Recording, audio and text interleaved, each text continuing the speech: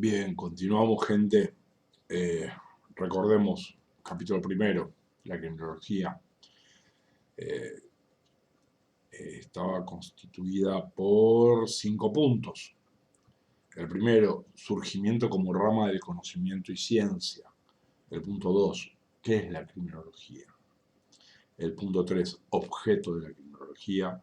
El punto 4, distintos tipos de discursos criminológicos, legitimantes y deslegitimantes del poder punitivo. Recordemos que en el primer grupo había 4 y en el segundo 3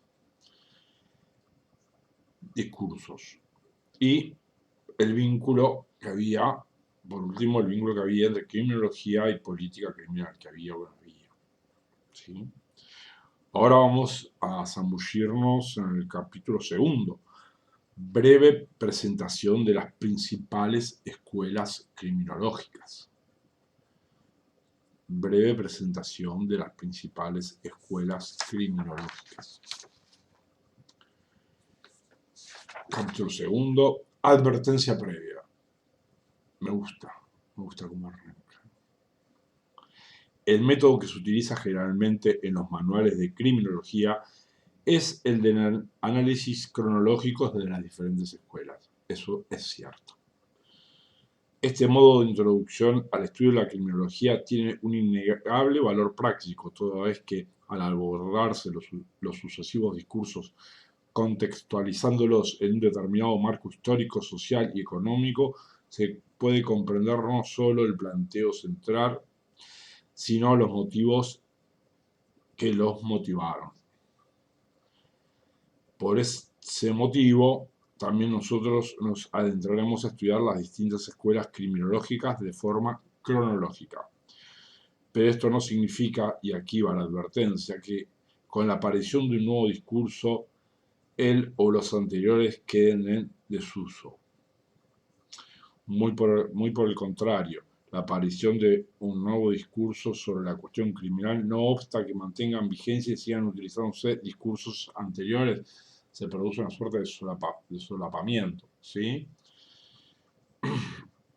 En este sentido, la criminología es, como afirma Zaffaroni, un discurso que se va recorriendo como quien recorre un bosque y que muchas veces se vuelve a lugares que ya han sido transitados. A modo de ejemplo podemos citar el positivismo biologicista, discurso que tuvo su auge entre fines del siglo XIX y comienzos del siglo, bueno, no dice del siglo, pero del XX.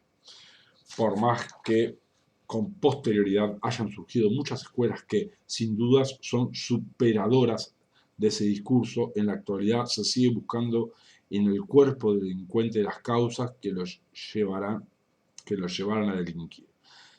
Ayer en los rasgos fisonómicos, hoy en sus genes, pero en definitiva no existe diferencia.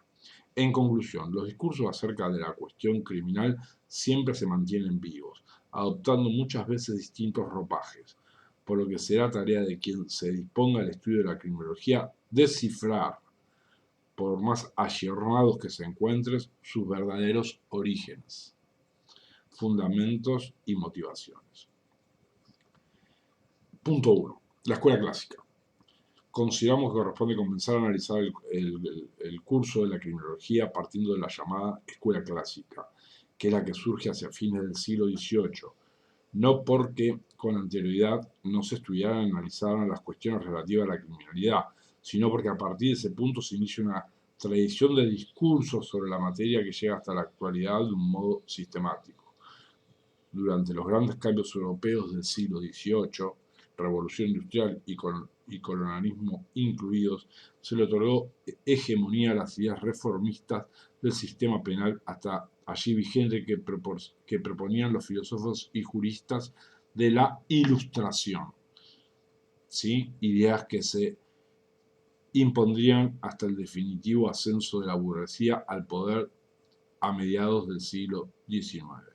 Los autores más destacados de esta época son Beccaria, Romagnosi, Feuerbach y Carrara.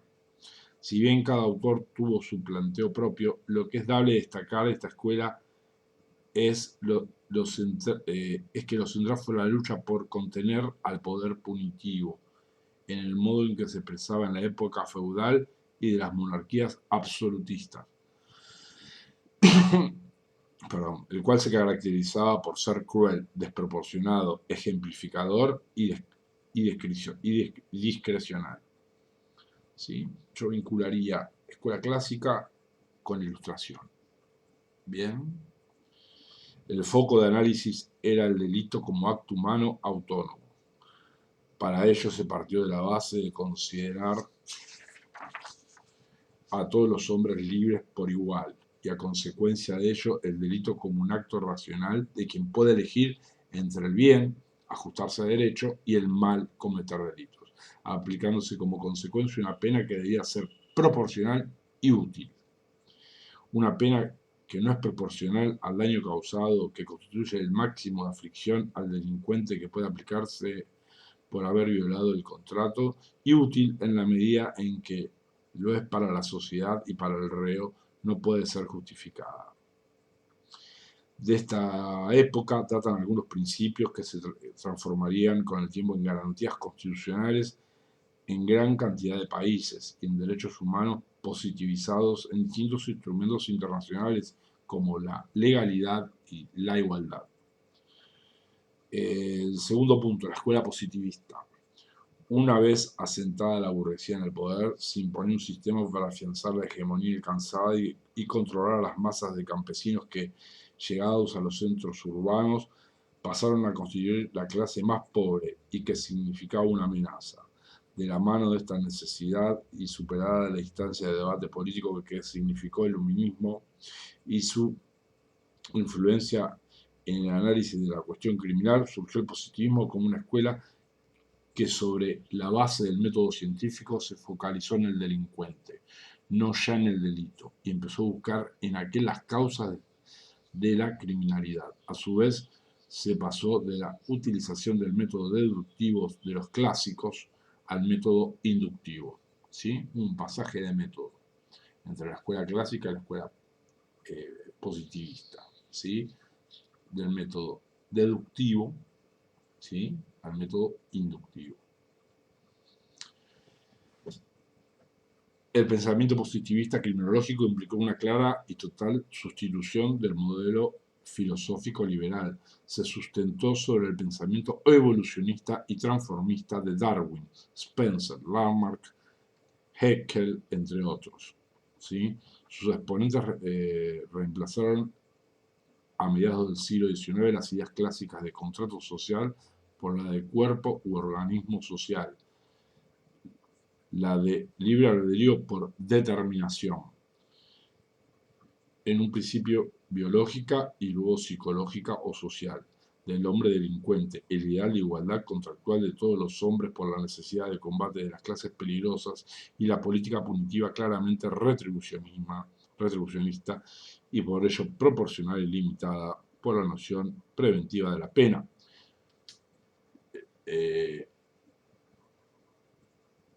Lo que no contempla, ¿sí?, es el denominado principio de culpabilidad. ¿Sí? Habla de determinismo. Bien. Cuando la escuela clásica decía el sujeto tuvo la posibilidad de elegir, ¿sí?, entre el bien y el mal, para simplificar. Sus más importantes exponentes fueron los italianos Cesare Lombroso, Rafael Garofalo y Enrico Ferri. Los conceptos más importantes de esta escuela son los de peligrosidad y defensa social. La peligrosidad constituye, según sus autores, un estado de determinadas personas o grupo de personas y que se manifiestan a través del delito. El delito pasa a ser un indicador de peligrosidad, señalando la obligación de tratar a ese sujeto normal del modo que corresponda. La defensa social, por su parte, es el derecho con que cuenta la sociedad a defenderse de quienes la amenazan, en este caso los delincuentes, por lo que cualquier reacción estatal tendiente a mantener vigente la sociedad resulta justificada. En este punto resulta claro el paralelismo que se puede trazar entre el concepto de defensa social y el de legítima defensa consagrada en la dogmática penal. Con el tiempo, la idea de defensa social se transformó en lo que se conoció como doctrina de la seguridad nacional. Doctrina de la seguridad nacional, que signó el accionar de los gobiernos de facto de la región. Justamente eso iba a decir. Con las nefastas consecuencias por todos conocidas. La doctrina de la seguridad nacional baja a Estados Unidos a los solos efectos, alguien lo podría criticar, de imponer el neoliberalismo, sí, económico.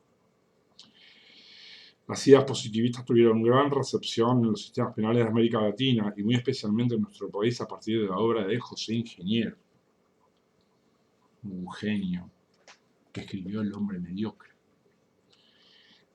y su obra Criminología, Eusebio Gómez, Francisco Ramos Mejía, entre otros, dejando huellas visibles aún en la actualidad de nuestro ordenamiento de fondo, en institutos tales como las normas en materia de determinación judicial de la pena,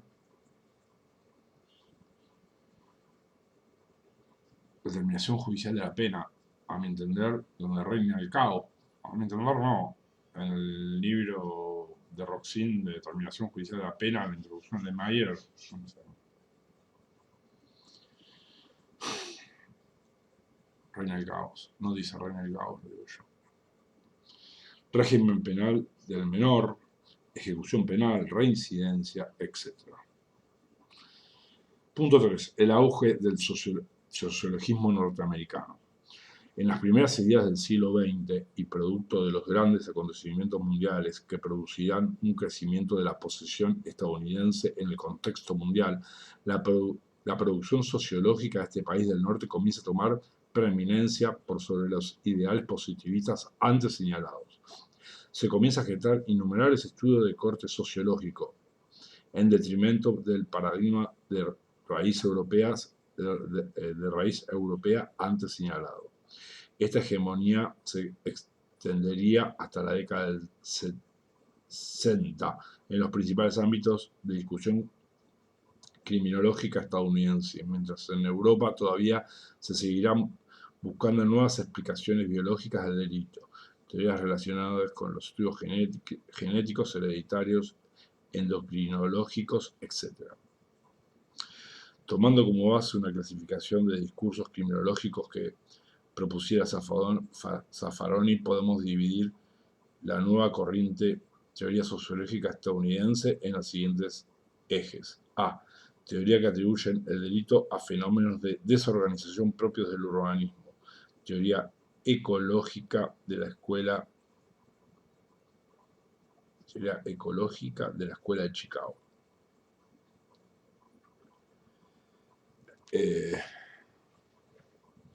Teoría ecológica.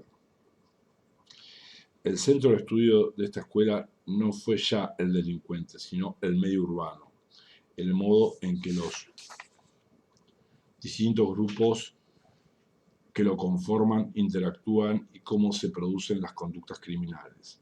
El momento en que surge esta escuela criminológica coincide con la Gran Depresión y un fuerte proceso de migración interna estadounidense, generándose en las grandes ciudades cordones de pobreza que empezaron a relacionarse con las clases ya instaladas.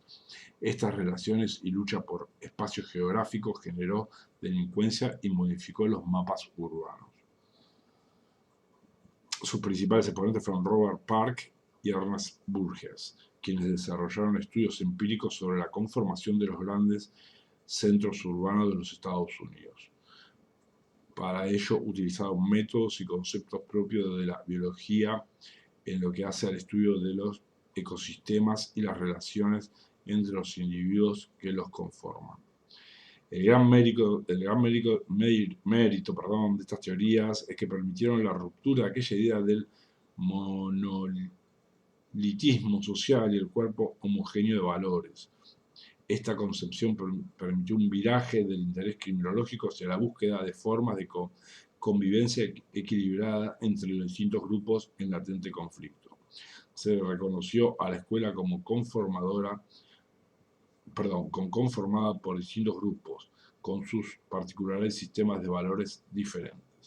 Se reconoció a la sociedad como conformada por distintos grupos con sus particulares sistemas de valores diferentes.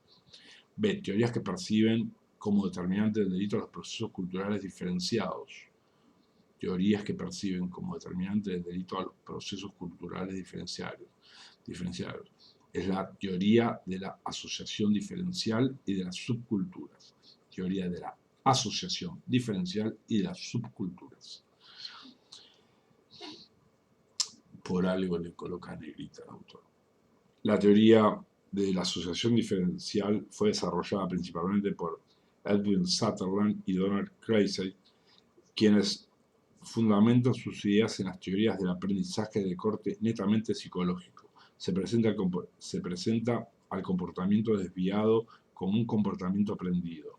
La visión de Sutherland y sus seguidores fue reconocida en la evolución de las ideas criminológicas como aquella que introdujo el interés fundamental en la llamada criminalidad de cuello blanco, entendiendo como tal al delito cometido por una persona de respetabilidad y estatus social alto en el curso de su ocupación. Esta particular atención ha marcado un quiebre en el objeto de estudio de la criminología estadounidense, que hasta allí insistía con una explicación simplista de que el delito se generaba predisponía si el medio tenía una problemática social negativa, donde los pobres eran los más expuestos a recaer en la criminalidad que quienes se encontraban integrados socialmente, demostrando que estos cometían delitos mucho más significantes socialmente que los primeros. Era la primera vez que una teoría explicativa del fenómeno criminal no era de origen etiológico. Esta teoría terminaría por ser descalificada como teoría de alcance medio por no explicar todas las formas de criminalidad bajo las mismas ideas básicas. C. Teorías que ponen el acento en la tensión estructural de la sociedad. Teorías funcionalistas sistemáticas. Repito, teorías funcionalistas sistemáticas. El funcionalismo sistemático europeo de Emil Durkheim, Max Weber y Boris Marinovsky ponen acento. Un libro de Durkheim, bueno, no importa, pone su acento, se los iba a recomendar, pero no, pone su acento en la conducta social delictiva o criminal propiamente. Durkheim concibió la idea de anomia, ¿sí?, como estado que se alcanza cuando se produce en una sociedad un número mayor de delitos de los que es capaz de tolerar. El delito es entendido como algo normal, de ningún modo patológico, ya que siempre ha existido en todas las sociedades y tiene algunos efectos positivos que hacen al funcionamiento social. Cuando en una sociedad se supera el número de delitos tolerables, se entra en un estado de anomia, que significa falta de normas. Anomia, falta de normas, siendo este un punto en el que la sociedad debe reorganizarse bajo un nuevo sistema normativo. Sobre la base de las mismas ideas, Robert Merton concibió un nuevo concepto de anomia, entendido como producto de la contradicción entre la estructura social y los fines culturales. Su teorización parte, siguiendo a Durkheim, considerando el delito como algo normal, el cual se genera cuando los individuos pretenden alcanzar los fines culturalmente establecido, éxito económico, a través de medios distintos a los considerados legítimos. Este autor confecciona la famosa tipología de conductas desviadas en que los sujetos recaen como forma de adaptación a su situación particular. El conformismo, la innovación, el ritualismo, la apatía y la rebelión. Talcott Parsons, seguidor de las ideas mertonianas, mantuvo una preocupación central sobre la obtención de un orden social, y sus teorías fueron esencialmente conservadoras. De teorías que asientan las causas del delito en la conflictividad social. Teorías del conflicto, repito, teorías del conflicto. Desde la década del 60, la sociología impulsa una nueva corriente del pensamiento del fenómeno delictivo, cambiando el objeto de atención. Ya no se pone el acento en el delito o el delincuente, sino en el mismo sistema penal y sus arbitrarios criterios de selectividad y efecto reproductor y condicionante de la conducta criminal. En esta perspectiva encontramos el interaccionismo simbólico, cuyo principal expositor fue George Mead.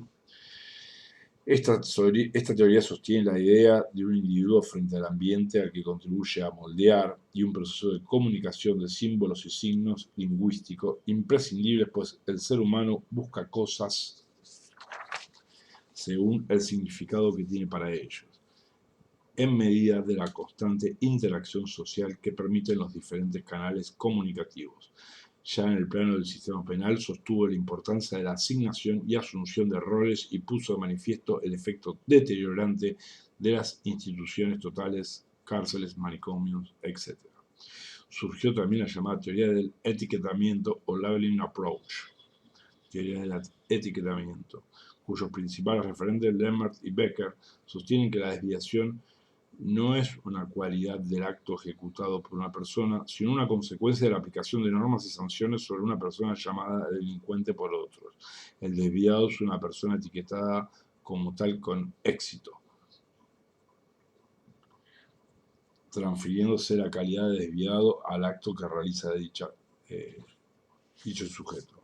Becker analizó los mecanismos de estigmatización de ciertos sujetos que determinan sobre sus humanidades la generación de estatus de criminales, llegando a afirmar que quien es estigmatizado como delincuente recibe un estatus social negativo, lo cual automáticamente limita su comportamiento social y lo lleva a aceptar, no siempre voluntariamente, su rol, a conformarse con él e incluso en algunos casos a enorgullecerse de cargarlo, inclinando su vida hacia la carrera criminal. Esta teoría fue fustigada por el carácter superpoderoso y fatalista que le atribuyó al poder decisional penal, quedándose en conceptos de alcance medio, en tanto no pudo explicar las muchas excepciones que se verifican a esta idea. La fenomenología contribuyó a explicar la construcción social de la realidad. Berger y Luckmann, entre otros autores como Tamar Pitch, se encargaron de defender la idea de la inexistencia de la desviación. Dentro de este paradigma de la reacción social, se avanzó sobre lo que se denominaba nueva criminología en los años 70, la cual tuvo la virtud de llamar la atención sobre el fenómeno del contrato social, los arbitrarios criterios de selectividad del sistema penal, etc. Pero en el contenido mismo de sus ideas desnudaba su principal déficit. No brindaba una solución al problema de la violencia en el sistema penal sin caer en una ruptura revolucionaria del mismo. Con el término nueva criminología se puede comprender a toda una pluralidad de iniciativas político-culturales surgidas a partir de los años 70 en Estados Unidos y tiempo más tarde en Europa, enderezadas hacia una interpretación marxista no institucional de los procesos de criminalización. Pueden señalarse una diversidad de tendencias que van desde el abolicionismo con Ullmann, Christie y Mattheson, pasando por el realismo de izquierda, Lea y Young, hasta el garantismo penal del derecho penal mínimo de Barata, Pavarini y Ferraioli. A estas posiciones se puede agregar la más reciente de Zaffaroni, el agnosticismo penal, que se plantea como una instancia superadora de estas posiciones. Finalmente, en paralelo a estas nuevas ideas, debe rescatarse que a mitad del siglo XX surge un marcado interés por el estudio no ya del delincuente, sino de la víctima del delito. La victimología. Estudio que desnudó el fenómeno de la selección de las víctimas como consecuencia del sistema penal. Selección victimizante. su principal exponente de nuestro país fue el profesor Elías Neumann. Bien, buenísimo ese capítulo, ¿sí? Nos da un pantallazo de cada una de las escuelas.